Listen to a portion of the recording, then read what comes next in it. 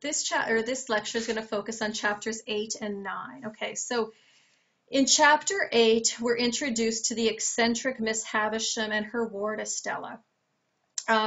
We've learned at the beginning of the last chapter that upon Mr. Pumblechook's suggestion, Miss Havisham has invited Pip to go there to play. Okay. And we don't really know a lot about Miss Havisham at this point, but we're going to learn a lot about her, all right? So first of all, unfortunately, Pip has to spend the evening with Mr. Pumblechook, who, just as Mrs. Joe does, loves to demean him, try to keep him humble, barely give him anything to eat or drink or whatever. And he also grills him with times tables and so on. So just always wanting to prove that he's important. But interestingly, when we get to Miss Havisham's, she just dismisses him. She doesn't want to see him.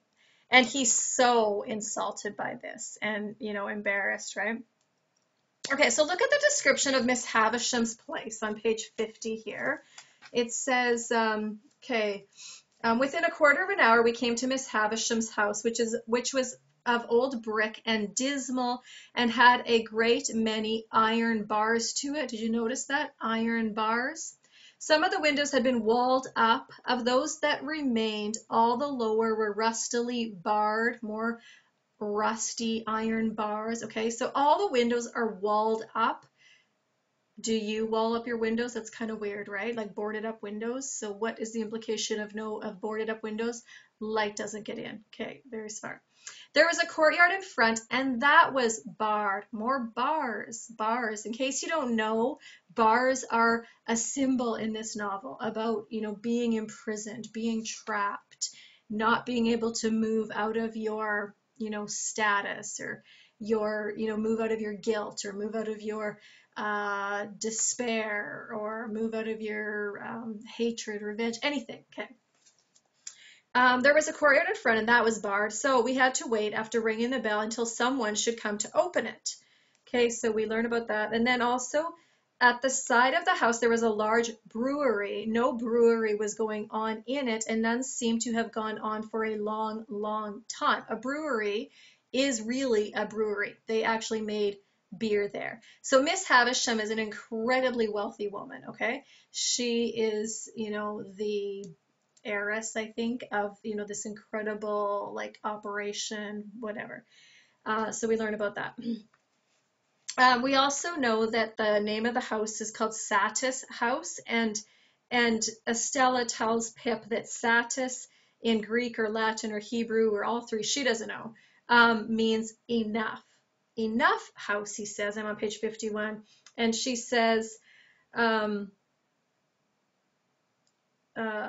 it meant when it was given that whoever had this house could want nothing else. They must have been easily satisfied in those days, I should think, but don't loiter, boy. So, being content is something that comes up in here, that you should be satisfied if you have everything that is in this house. It's enough, but nobody is satisfied except for a couple people. But for the most part, all these characters are driven to be better, to be wealthier, to be more powerful, to be more important all the time. Okay. Estella is absolutely scornful. She treats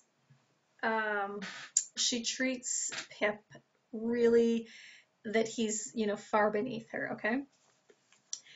He gets to the house, or to the door, and notice on the bottom, page 51, that we went into the house by a side door. The great front entrance had 2 chains across it outside, and everything's completely dark. And they go kind of, through these dark spaces, up this dark staircase, and dark. Everything's dark, dark, dark, okay?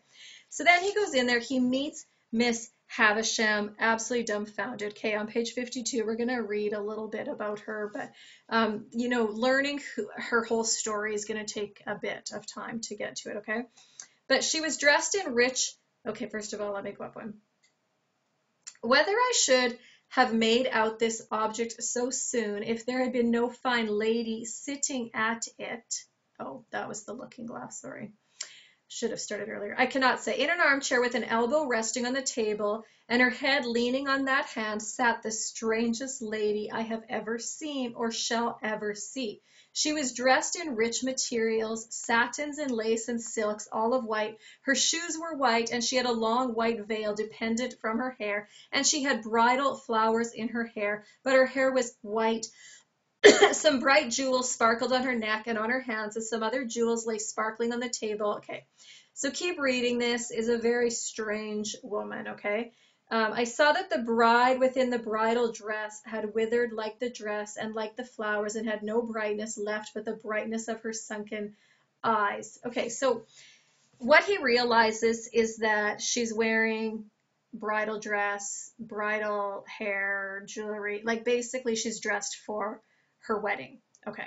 He doesn't know why, anything. He also notices on page 53, saw that her watch had stopped at 20 minutes to 9 and that a clock in the room had stopped at 20 minutes to 9.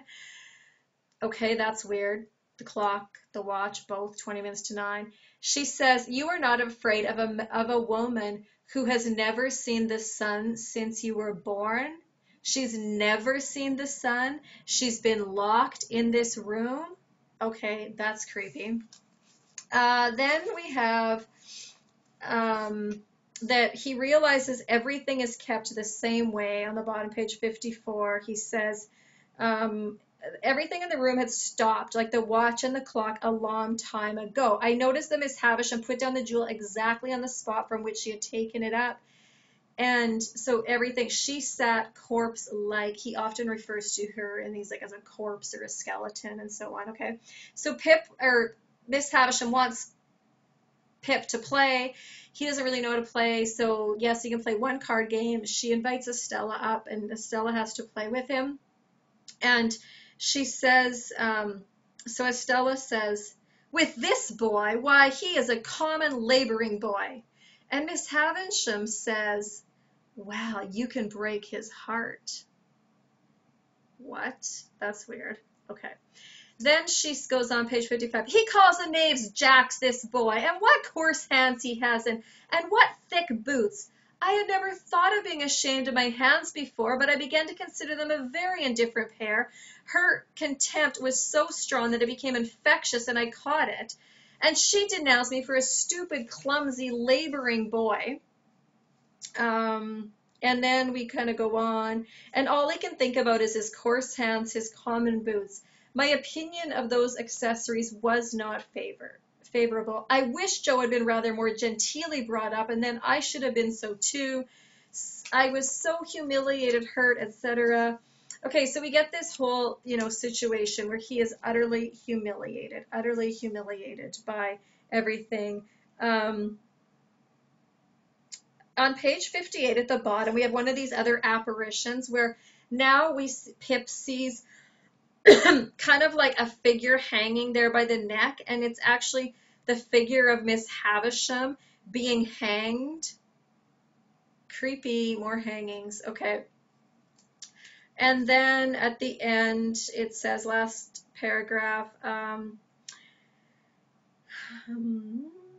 deeply revolving, that I was a common laboring boy, that my hands were coarse, that my boots were thick, that I had fallen into a despicable habit of calling knaves jacks, that I was much more ignorant than I considered myself last night, and generally that I was in a low-lived, bad way. So at this point, Pip is very much aware of the difference between his status and that of Estella's and Miss Havisham's. And he realizes that he is like, despicable.